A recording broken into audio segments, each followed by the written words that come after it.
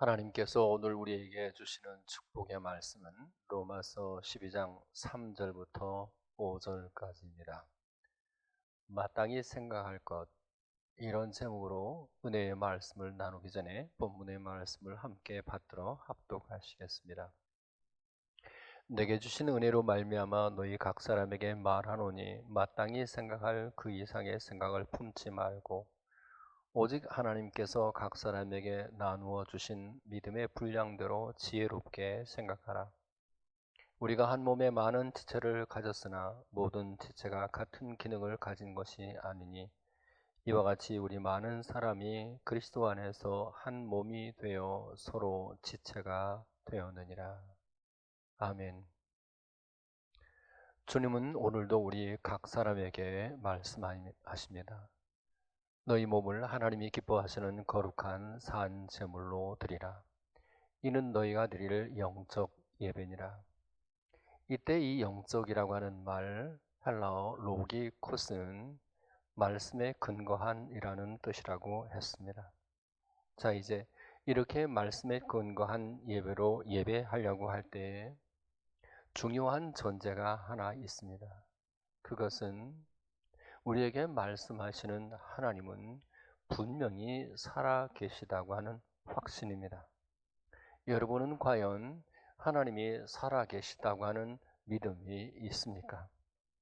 제2차 세계대전이 끝난 후에 영국에서 하나님은 없다라고 하는 것을 증명하는 회의가 있었습니다. 한 의사가 이렇게 말했습니다. 나는 평생 의학을 연구했습니다. 나는 많은 사람을 수술했습니다. 한 번도 영혼은 본 적이 없습니다. 죽으면 그대로 끝나는 것입니다. 도대체 영혼이 어디에 있습니까? 살 속에 있습니까? 피 속에 있습니까? 뼈 속에 있습니까? 이 말에 불신자들이 환호했습니다. 그때 한 할머니가 일어나서 이렇게 질문했습니다. 의사 선생님, 당신은 자녀가 있습니까? 의사가 대답합니다. 예, 있습니다. 당신은 당신의 자녀를 사랑하십니까? 예, 물론 사랑합니다. 그렇다면 지금 칼을 가져오십시오. 박사님을 지금 해부해서 자식을 대하는 박사님의 사랑이 어디에 있는지 확인해 보고 싶습니다. 도대체 사랑이 어디에 있습니까? 살 속에 있습니까? 피 속에 있습니까? 뼈 속에 있습니까? 자식에 대한 사랑이 어디에 있습니까? 사랑은 보이지 않습니다. 보이지 않는다고 해서 사랑이 없다고 말할 수 있겠습니까? 이 말에 의사는 아무런 말을 할 수 없었고 청중들도 침묵할 수밖에 없었습니다.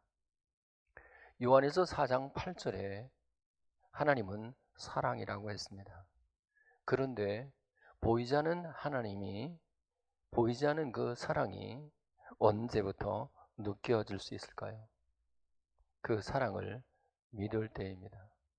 그 사랑의 하나님을 믿을 때입니다. 예배가 무엇인지 압니까? 하나님이 나를 사랑하신다는 것을 믿고 나도 또한 하나님을 사랑한다고 하는 믿음이 바로 예배로 나타나는 것입니다. 그 점에서 예배는 사랑의 하나님을 만나는 것이다 라고 할 수 있습니다. 예배자에게는 예수님이 나의 산 제물이 되신다는 확신이 있습니다. 예수님이 나의 제물이 되신다는 믿음이 없이는 사랑의 하나님을 만날 수가 없기 때문입니다. 동시에 자기 자신을 산 제물로 드리게 되어 있습니다. 자기 자신이 산 제물이 된다고 하는 것은 죄에 대하여 죽고 세상에 대하여 죽고 심지어 자기 자신에 대해서 죽는다는 뜻입니다. 다른 말로 말하면 자기를 부인한다는 뜻이죠. 당연히 이 세상을 살아가지만 결코 이 세상에 물들지 않습니다. 이 세대를 본받는 삶을 살지 않게 되는 것이죠. 거룩한 삶을 매일 매순간 거룩한 삶을 살아내는 것입니다. 다시 말하면 하나님의 선하시고 기뻐하시고 온전하신 뜻이 무엇인지 분별하면서 살아내게 되더라. 단 한 순간을 살아도 내 뜻이 아니라 주님의 뜻이 무엇인지 먼저 헤아리고 싶은 것, 그것이 예배자의 마음이라는 것입니다. 이제 말씀에 근거한 예배자, 영적 예배자에게 간직해야 할 또 하나 중요한 말씀이 본문 5절에 있습니다. 이와 같이 우리 많은 사람이 그리스도 안에서 한 몸이 되어 서로 지체가 되었느니라. 에베소서 1장 23절입니다. 교회는 그의 몸이니 만물 안에서 만물을 충만케 하시는 이의 충만함이니라. 따라서 많은 사람이 그리스도 안에서 한 몸이 되었다고 하는 본문의 말씀은 많은 사람이 그리스도 안에서 교회가 되었다고 하는 말과 다르지 않습니다. 교회가 곧 그리스도의 몸이기 때문입니다.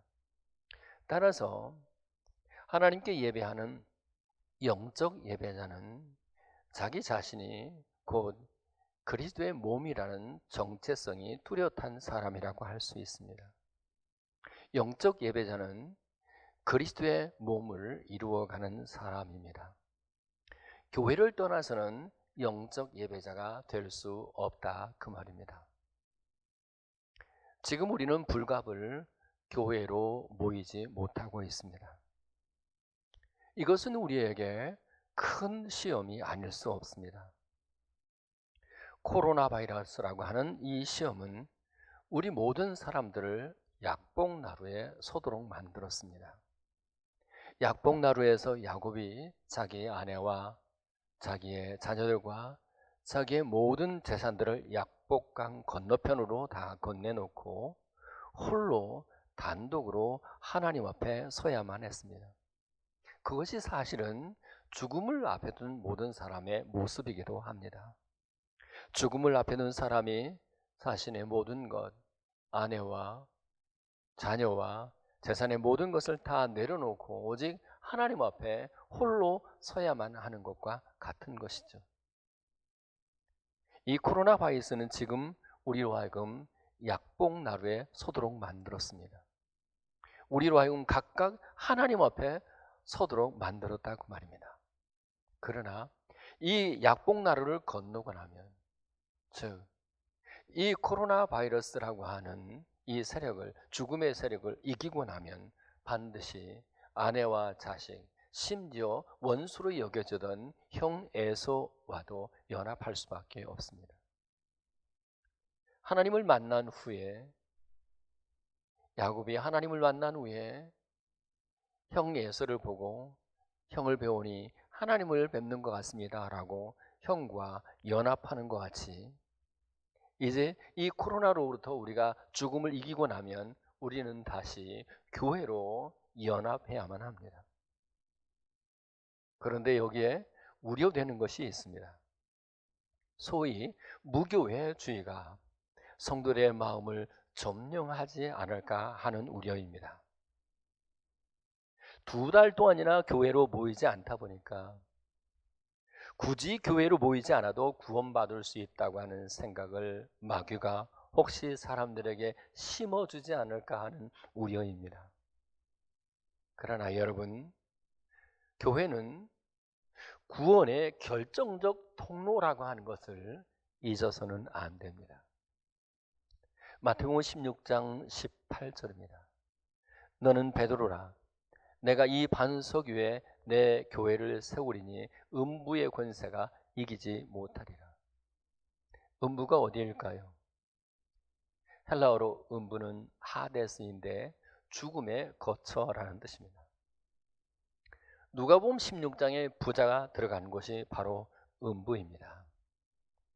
누가복음 14장 24절에 음부에 들어간 부자가 이렇게 간청합니다.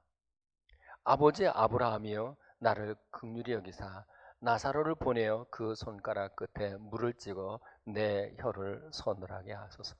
내가 이 불꽃 가운데 괴로워하나이다.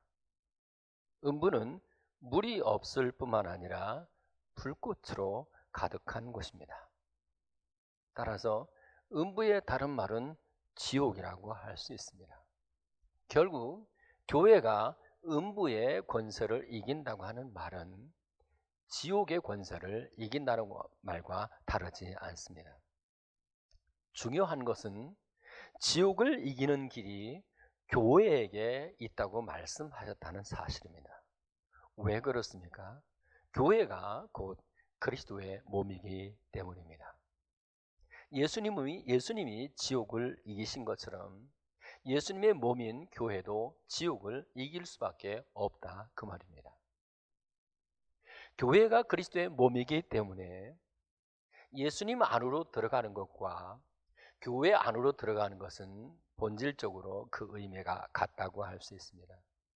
물론 그 교회가 살아있는 교회냐 아니면 4대 교회처럼 죽은 교회냐 하는 것은 별개의 문제지만 어쨌든 교회 안으로 들어가는 것과 예수님 안으로 들어가는 것은 본질적으로 그 의미가 같다고 할 수 있습니다. 예수님 안으로 들어가는 것 혹은 교회 안으로 들어가는 것은 노아가 자기가 지은 방주로 들어가는 것과 같습니다. 그리하여 노아가 심판을 이긴 것처럼 예수님 몸 안으로 들어가는 사람들은 지옥의 음부의 심판을 이길 수 있다고 하는 것을 믿으시기를 바랍니다. 중요한 것은 노아가 스스로 방주를 짓고 자기가 지은 그 방주 안으로 들어가서 구원을 얻고 누렸다는 사실입니다. 마찬가지로 예수님의 피로 세워진 교회 혹은 우리가 지은 교회 안으로 우리가 들어가서 구원을 얻고 누리게 된다고 하는 것 잊지 말아야 합니다. 그렇기 때문에 죽음의 순간이 아니라고 하면 적어도 우리의 목숨이 붙어 있는 동안에 우리는 언제든지 교회와 연합해야 합니다. 그리스도와 연합하는 것이 곧 교회와 연합하는 것이기 때문에 그렇습니다. 그러니까 하나님 앞에 예배하는 영적 예배자는 교회를 떠나서는 존재할 수 없다라고 하는 것입니다.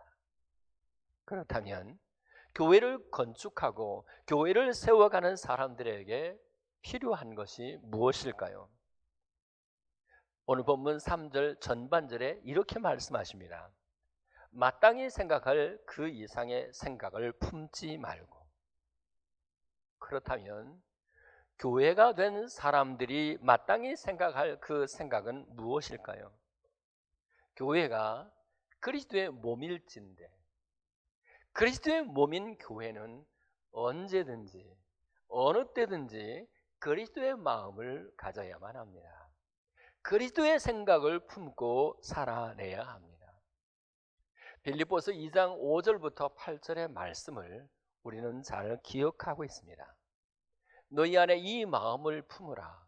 곧 그리스도 예수의 마음이니 그는 근본 하나님의 본체시나 하나님과 동등됨을 취할 것으로 여기지 아니하시고 자기를 비워 종의 형체를 가지사 사람들과 같이 되셨고 사람의 모양으로 나타나사 자기를 낮추시고 죽기까지 복종하셨으니 곧 십자가에 죽으십니다. 마태복음 11장 29절부터 30절에서 예수님은 자기 자신을 이렇게 소개하셨습니다. 나는 마음이 온유하고 겸손하니 나의 멍에를 메고 내게 배우라. 그리하면 너의 마음에 쉼을 얻으리니 이는 내 멍에는 쉽고 내 짐은 가벼움이라. 여러분 신앙생활이 무엇인지 압니까?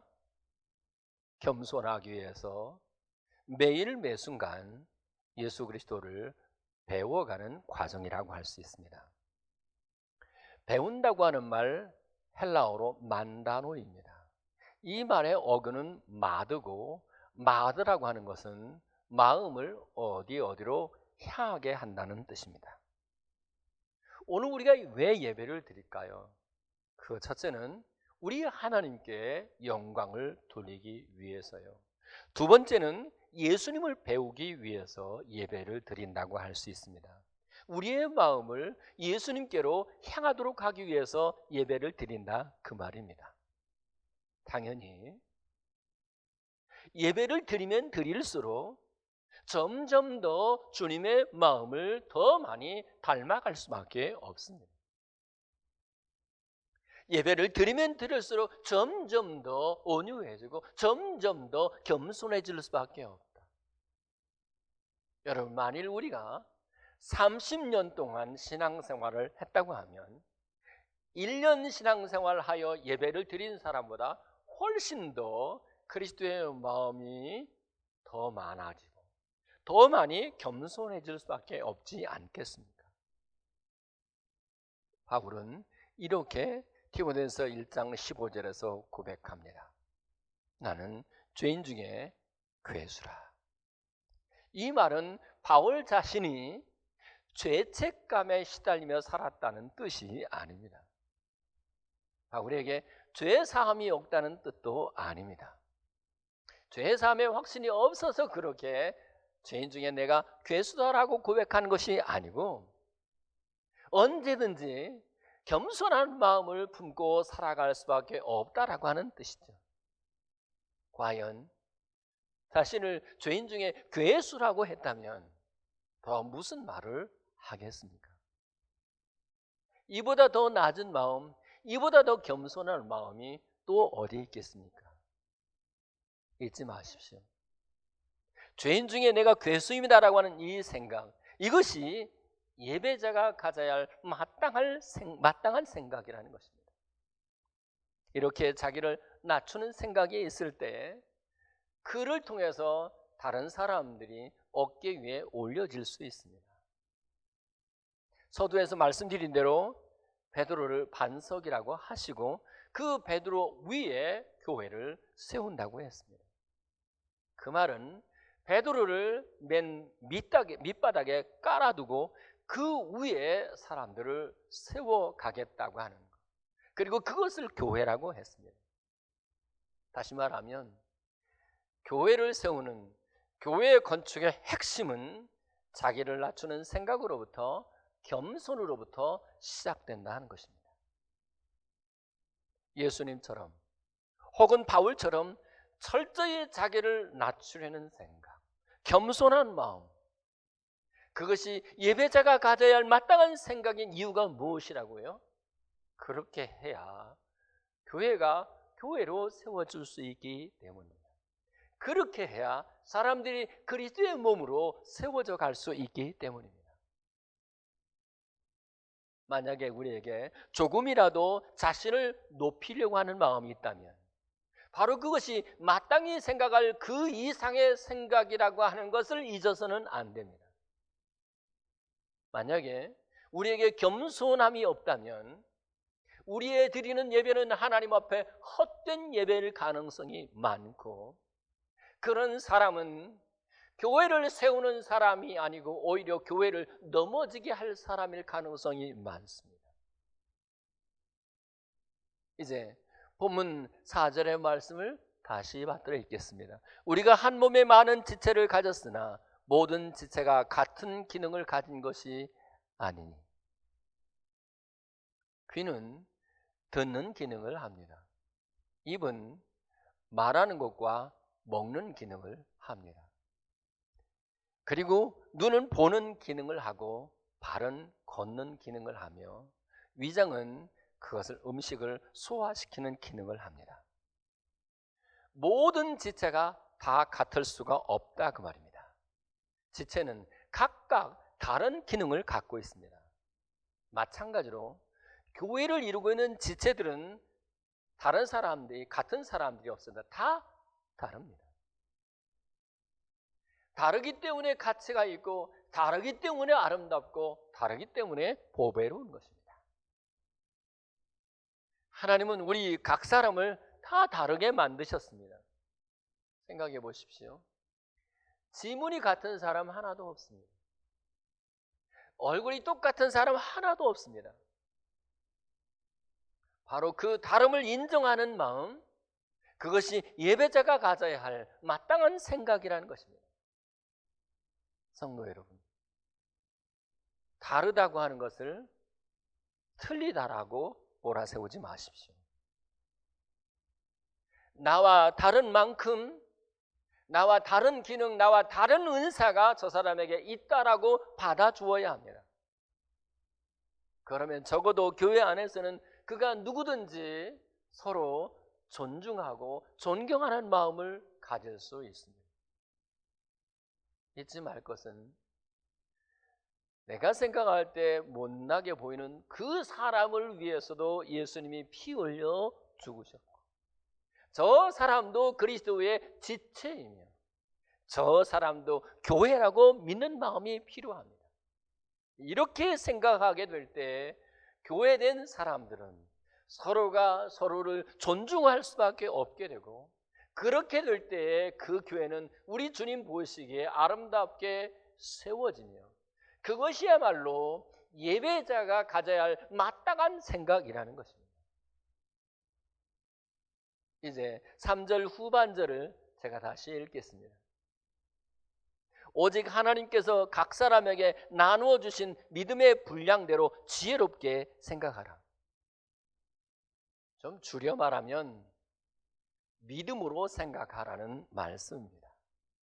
그런데 그 믿음을 두고 하나님께서 각 사람에게 나누어 주신 믿음의 분량이라고 표현했습니다. 바로 여기에 믿음의 본질이 있습니다. 믿음이란 내가 가지는 것이 아니라 하나님이 우리 각 사람에게 그 분량대로 선물로 나누어 주신 것입니다. 신념은 내 스스로 가지는 믿음이라고 한다면, 신앙은 하나님이 우리 각 사람에게 나누어 주신 믿음입니다. 하나님이 주신 믿음이라는 뜻은 하나님께 대한 혹은 예수님께 대한 믿음이 본능적으로 그 속에 있다는 뜻입니다. 실로 우리는 한 번도 하나님을 본 적도 없으며 만난 적도 없는데 하나님과 동등하신 그 예수님이 믿어집니다.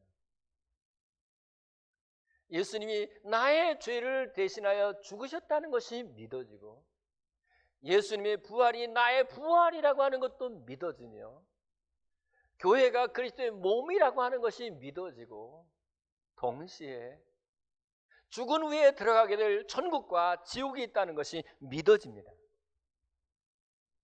그러면 믿음이 무엇이라고 했습니까? 지난 시간에도 말씀드린 대로 믿음이란 하나님께 내 삶의 전부를 다 맡기는 것입니다. 다른 말로 말하면 자발적으로 종이 되는 것이죠. 그런데 본문에서는 믿음을 지혜롭게 생각하는 것과 연결시키고 있습니다. 과연 지혜가 무엇일까요? 지혜란 헬라어로 소프로네오인데 베드로전서 4장 7절입니다. 만물의 마지막이 가까웠으니 그러므로 너희는 정신을 차리고 근신하여 기도하라. 베드로전서 4장 7절에서는 정신을 차리고 라고 지혜를 그렇게 번역했습니다. 그러니까 지혜란 정신을 차린 상태요, 신중한 생각을 가지는 상태요, 그리고 건전한 마음을 가지는 상태라고 할 수 있습니다. 앞에서 강조한 대로 믿음이란 주님께 모든 것을 다 맡기는 것이라고 하지 않았어요? 믿음은 자발적으로 주님의 종이 되게 만듭니다. 종의 마음을 갖고서 주인에게 다 맡겨드리는 것이죠. 당연히 종은 주인의 명령에, 매 순간 주인의 명령에 귀를 기울이게 되어 있습니다. 주님의 뜻대로 움직여야만 하기 때문입니다. 주님의 뜻대로 움직이자고 하니까 당연히 정신을 차려야 합니다. 매 순간 주님의 뜻대로 살고자 하니까 당연히 매사에 신중할 수밖에 없습니다. 바로 거기에 지혜가 있고 바로 거기에 믿음이 있습니다. 믿음으로 생각하는 그 중심에 언제나 주인 되신 예수님이 계시다 그 말입니다. 왜 그렇게 한다고요? 그렇게 해야 주님의 영광을 나타낼 수 있고, 그렇게 해야 주님의 몸을 세울 수 있기 때문입니다. 결국 믿음으로 지혜롭게 생각할 이유가 바로 교회를 바로 세우는 데 있다는 것을 기억하자 하는 것입니다. 다시 강조합니다. 믿음으로 지혜롭게 생각하고 믿음으로 신중하게 생각하는 그 목적이 뭐라고요? 어떻게 하든지 주님의 교회를 온전히 바로 세우고 싶기 때문입니다. 성도를 세우고 싶기 때문입니다. 사람들을 세우고 싶기 때문입니다. 아내를 바로 세우고 남편을 바로 세우고 자녀들을 바로 세우고 싶기 때문입니다. 우리가 과연 하나님, 살아계신 하나님께 온전히 영적인 예배를 드리는 예배자인 것이 분명하다고 한다면, 성도 여러분, 우리는 누구를 대하든지 나로 말미암아 어떤 사람이 넘어지거나 시험 들지 아니하고, 예배를 드리는 우리 때문에 어떤 사람들이 일어나고 세워져야 합니다. 특별히 그리스도의 교회로 세워져야 될 것을 믿으시길 바랍니다. 말씀을 했습니다.